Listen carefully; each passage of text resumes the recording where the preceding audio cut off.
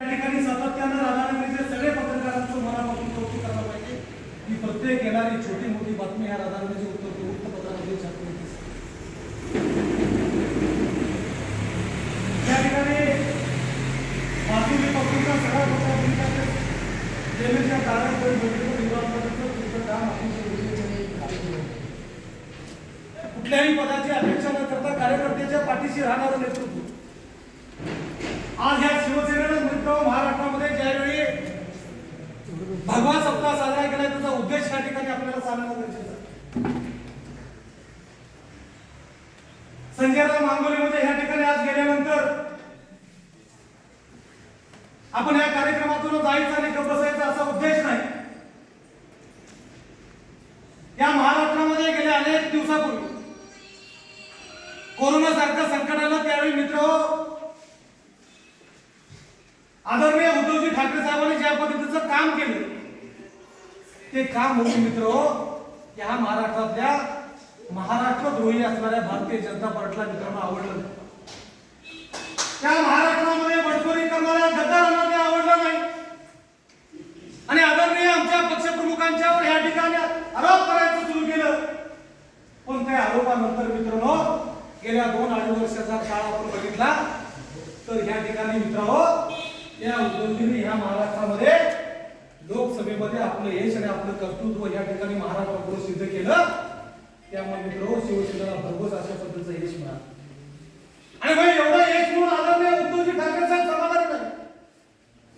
त्यांना या महाराष्ट्राच्या विधानसभेवर भगवा फडकवायचा आहे आणि या महाराष्ट्राच्या विधानसभेवर भगवा फडकत असताना विमानताई तुमच्या सगळ्या असणाऱ्या आमच्या महिला पदाधिकारी त्या शिवसैनिकांच्या पेक्षा पुढे एक पाय आग्रहीपासून उद्यापासून अन्यायाच्या विरोधात रस्त्यावर उतरल्या पाहिजेत.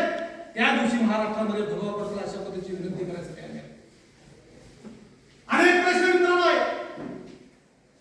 छोट्या छोट्या प्रश्नासाठी बाबा पाटलांनी सांगितलं की बालेकिल्ला हा राधानगरी तालुका काँग्रेसचा होता. बाबा ते दिवस यापूर्वीचे होते. आता बालेकिल्ल्यावर अवलंबून कोण नाही. प्रत्येक माणूस आपल्या स्वतःच्या जीवावर या ठिकाणी उभा राहिलेला कार्यकर्ता निर्माण झाला.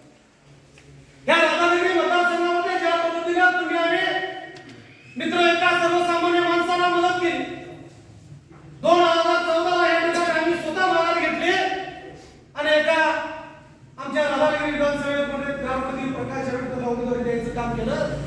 त्या देखील या ठिकाणी मतदारसंघामध्ये तुम्हाला शिवसैनिकांचा विश्वासघात मित्रांनो प्रकाश आंबेडकरांनी केला आणि या विश्वासघाताला त्या ठिकाणी तशाच उत्तर देण्यासाठी तुम्ही शिवसैनिकांनी जर का चांगली भूमिका मनामध्ये घेतली तुम्ही जर का ठरवलं तर उद्याचा येणारा आमदार देखील ह्या मतदारसंघामध्ये आदरणीय उद्धवजी ठाकरे साहेबांचा निष्ठावान शिवसैनिक असेल हे ठामपणाने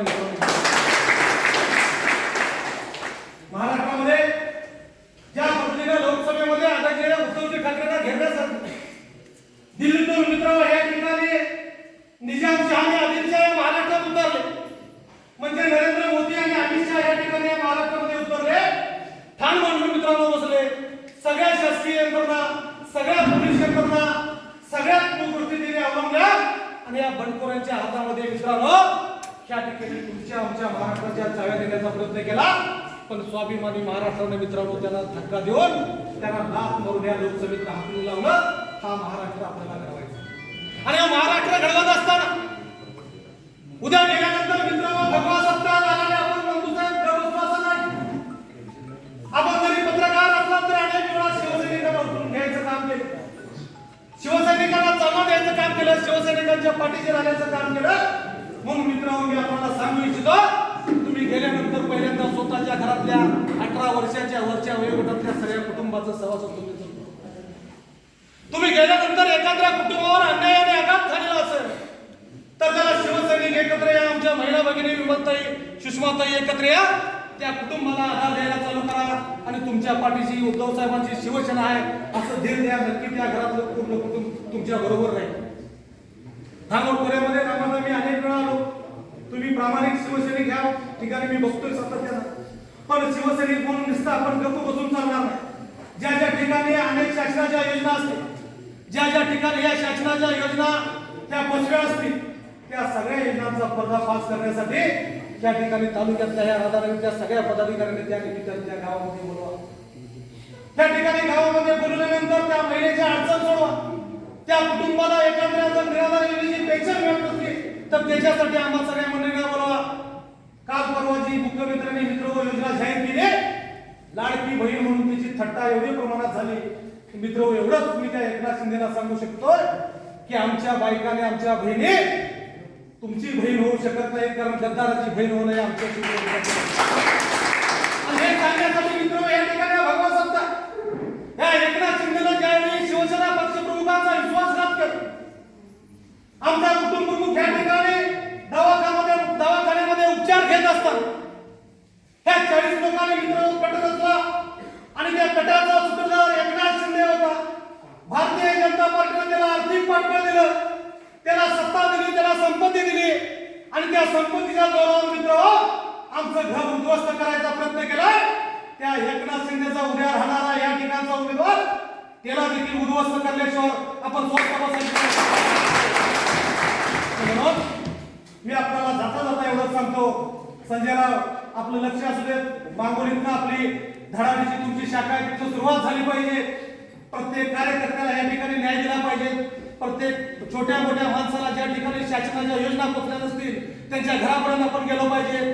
त्यांना वयस्कर योजनेचा फॉर्म मिळालं काय, त्यांना लाडकी बहीण योजनेचा फॉर्म त्यांचा भरलाय पण अप्रूव्ह झालाय काय, त्याला बांधकाम कामगारांच्या योजना मिळतात काय, त्याला आम्ही संजय गांधी श्रावणबाळ निराधार योजनेची त्या महिलेला पेन्शन मिळते काय, त्या महिलेला संजय गांधी निराधार योजनेची पेन्शन मिळते काय, त्यांच्या कुटुंबातला करता पुरुष जर गेला असेल तर त्याच्या मुलाच्या शिक्षणासाठी पंचायत समितीतून असणारा अनुदान मिळते काय, त्या प्रत्येक व्यक्तिगत लाभ